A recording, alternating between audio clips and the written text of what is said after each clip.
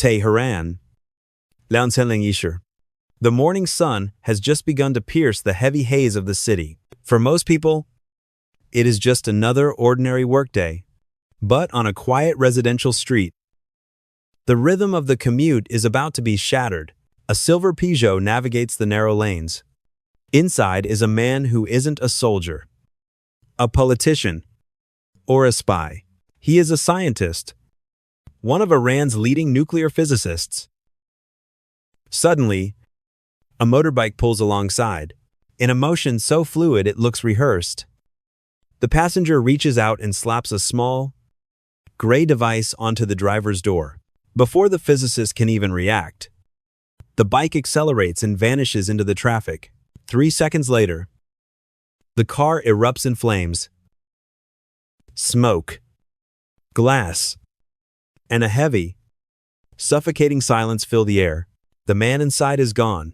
This was not a random act of violence. It was precise. Too precise. The device was magnetic, and it detonated at the exact second the car moved through a narrow bottleneck. Iranian investigators arrived on the scene within hours. Stunned by what they found, the weapon bore the hallmarks of a professional hit, executed by people who had vanished into thin air. This was the opening act of what we now call the Assassination Chain, a series of targeted killings that struck at the heart of Iran's scientific community. But here is the thing. This was not just a story of espionage. It was the moment science became a literal battlefield. Before we dive deeper into this invisible war, I want to hear from you. Where are you watching from right now? And what time is it in your part of the world? Tell us in the comments. Because what you are about to hear is a cybercrime documentary about how knowledge itself became a death sentence. Over the next few years, Tehran became a city haunted by its own brilliance. The victims were researchers, professors, and physicists. Men who dedicated their lives to labs and universities. Yet, in the eyes of their enemies, their intellect had become a threat. The pattern was always identical. Motorbikes appearing from nowhere, magnetic bombs placed in seconds, and the assassins disappearing before the echoes of the blast faded. But how did the killers know where to be? This is where we look into the mechanics of the invisible hand. This was not just old-school tailing. It required extensive surveillance, satellite tracking, and insider knowledge. In the world of modern internet mysteries, we often talk about doxing or digital stalking. But here, those tools were used for physical execution. Investigators discovered that some attackers had entered the country years earlier under false identities, posing as businessmen or academics. They lived in rented apartments near key sites, using hidden communication tools to coordinate with handlers outside the country. But most chillingly, the operations required inside information: home addresses, car models, family schedules. Someone was helping the network from within. The invisible hand wasn't just foreign, it was embedded. This was the birth of hybrid warfare. While these scientists were being hunted on the streets, the infrastructure they built was being hunted online.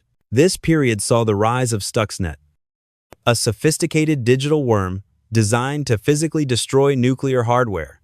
It was a dual-pronged attack.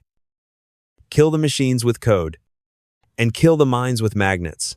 The assassinations were more than physical strikes. They were psychological warfare.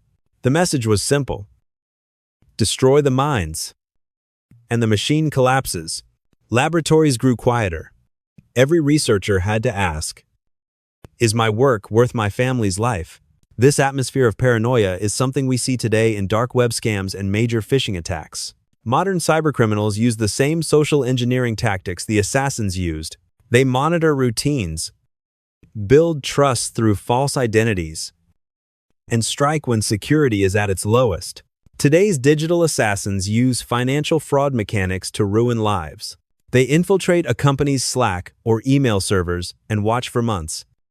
Just like the cells in Tehran watched the physicists, they wait for the perfect moment to send a fake invoice or a malicious link.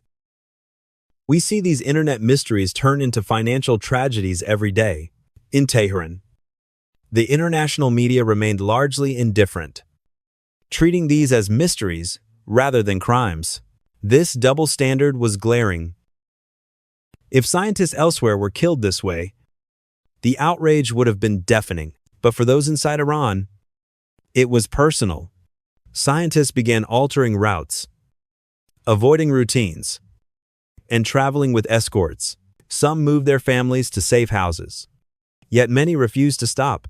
One scientist said before his own death, "Knowledge cannot be assassinated." That defiance became the emotional center of this silent war.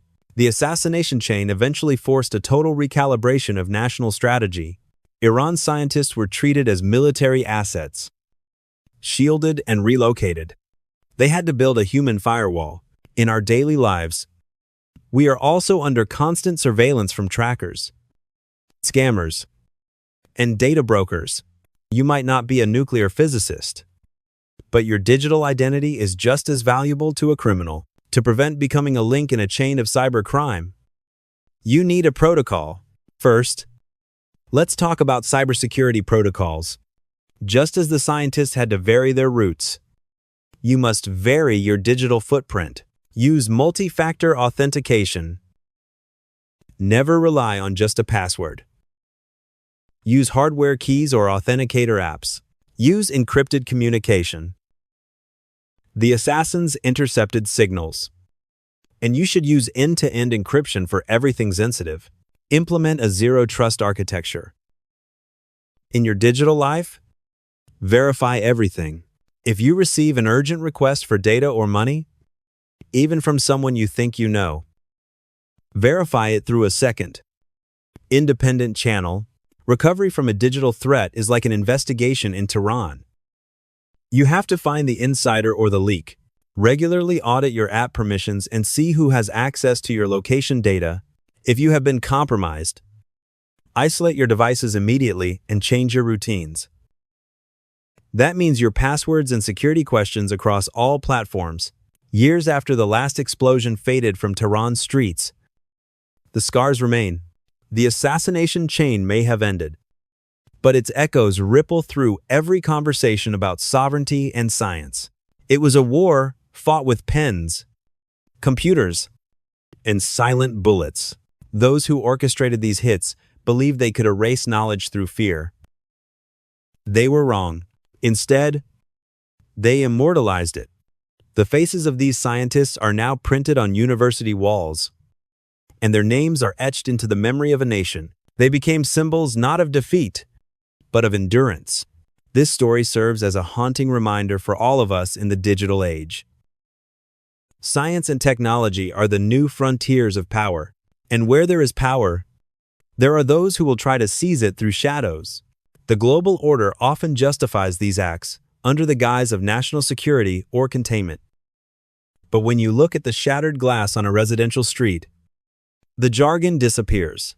What remains is the human cost. I am the digital Sleuth.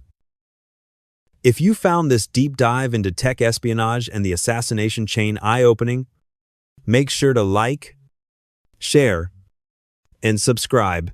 We tell these stories so the voices silenced in the shadows are heard again in the light. Stay curious, stay skeptical, and stay secure. I will see you in the next investigation. The Digital Sleuth, signing off.